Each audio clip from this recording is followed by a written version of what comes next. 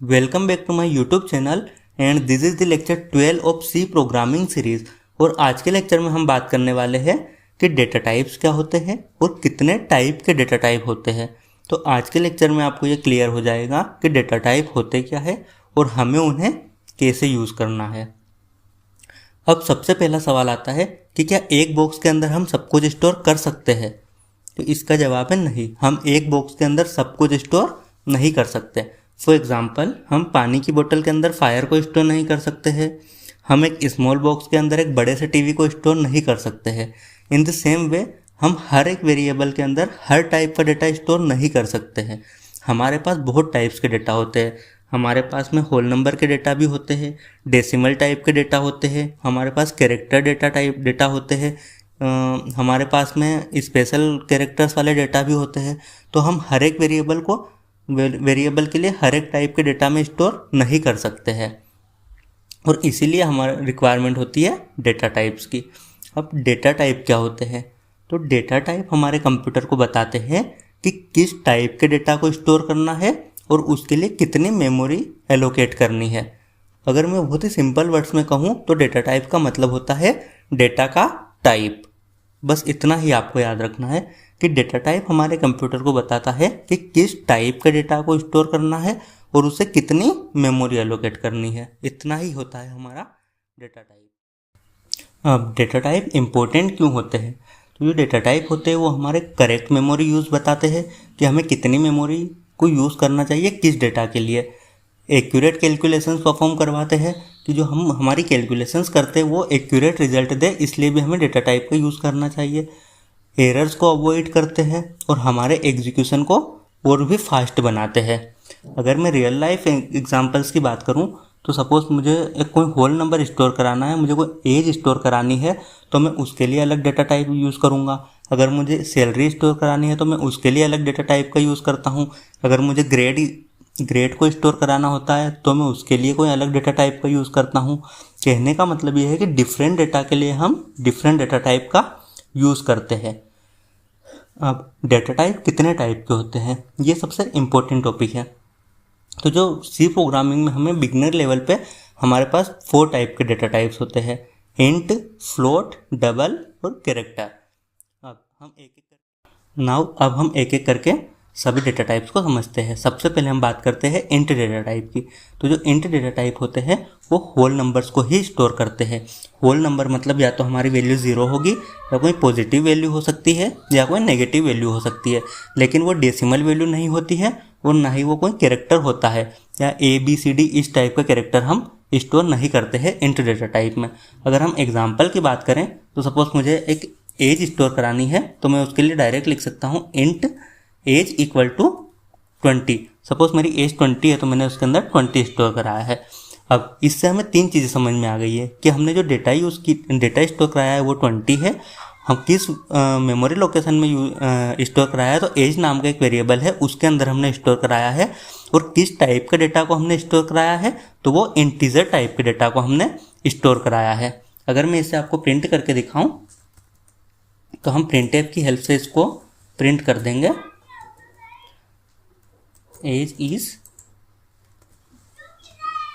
%n और as. अब अगर मैं इसे कंपाइल करके रन करूं तो हमारे पास में रिजल्ट आ जाएगा एज इज 20। तो इस तरीके से हमारा इंटीजर टाइप का डेटा यूज़ होता है।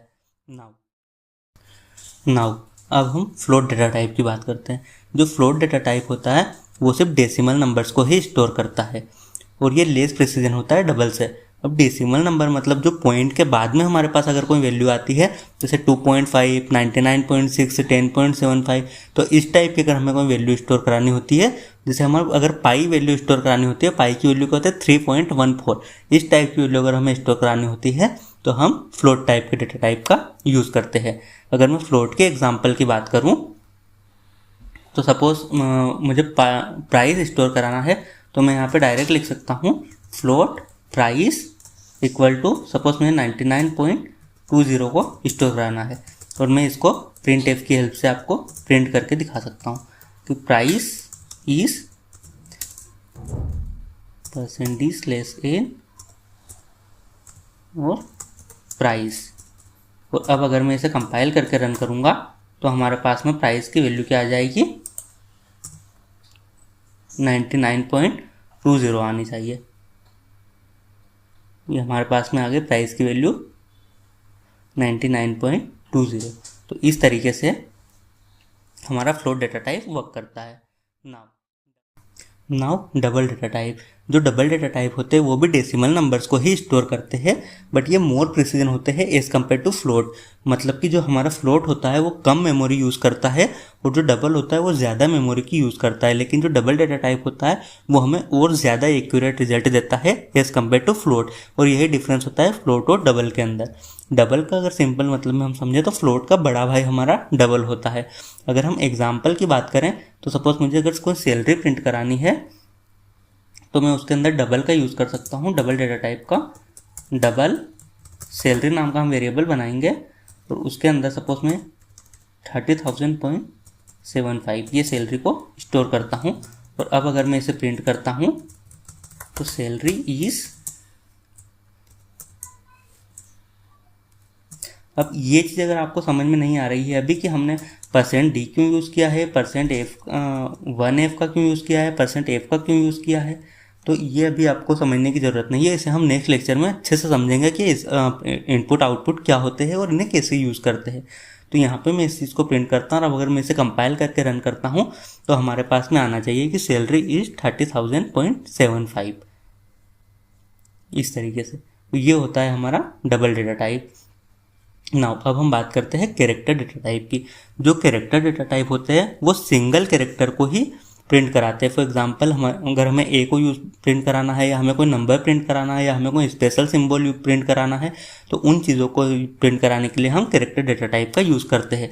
और जो कैरेक्टर डेटा टाइप होते हैं उन्हें हम, जो डाटा होता है उन्हें सिंगल क्वोट्स के अंदर ही लिखते हैं, तभी ये हमारा सही आउटपुट देता है, वरना हमारे पास में एरर आ जाता है। फॉर एग्जांपल अगर मुझे किसी बच्चे की ग्रेड का को स्टोर कराना है कि उसकी ग्रेड ए है, बी है, सी है, तो उसके लिए मैं ग्रेड का यूज़ कर सकता हूँ।